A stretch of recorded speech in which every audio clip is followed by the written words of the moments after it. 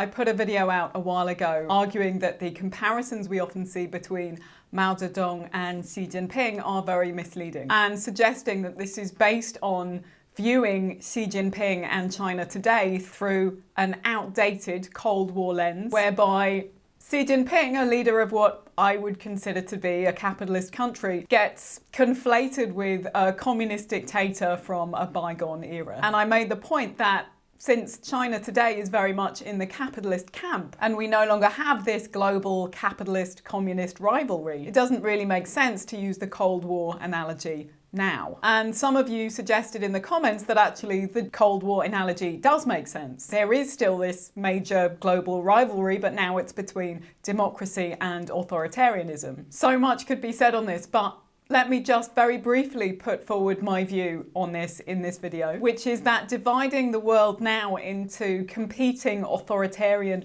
democratic camps is really not all that helpful, when in fact authoritarianism is on the rise all over the place, including here in the UK, where our democratic institutions are being hollowed out in all kinds of ways, and in the United States as well. And in both countries, though probably more in the US than the UK, we're witnessing the rise of a far right with really quite authoritarian tendencies. In my view, this trend of rising authoritarianism no doubt has lots of causes, but it's largely rooted in falling living standards and rising inequality over several decades, leaving many people feeling marginalised and alienated. And in this context, people tend to hanker for a strong leader to protect their interests, and those in positions of power find it easier to point to foreign threats or sometimes internal threats to shore up their power, rather than address serious economic issues at home, which would require, for example, serious measures of wealth redistribution, which would be very difficult to carry out and which would challenge very powerful vested interests. And frankly, China's leaders are facing this problem now as well, which is largely why, in my view, we are seeing rising hostilities, in particular between the United States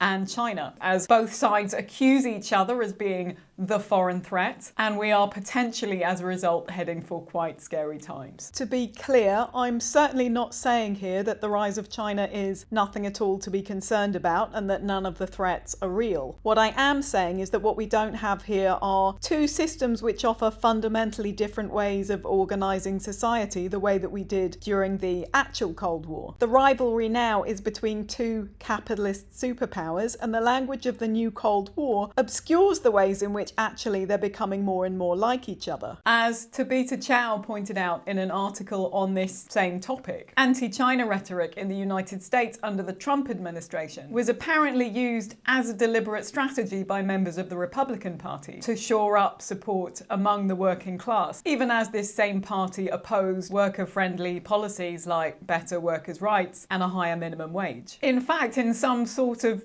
dark twist, the rise of China is actually being used in some political circles, not just to distract, but to actively justify increasingly authoritarian policies within liberal democracies. Claims are being made that we need better surveillance of people at home so that we can protect everyone from the lurking internal threat from China and the Chinese Communist Party. And of course, the new Cold War slogan, which wants to divide the world into two distinctive halves, good democracies versus bad authoritarians, only serves to justify this. That's why, in a nutshell, I think it's an unhelpful, misleading, and potentially quite insidious slogan. Thank you for watching.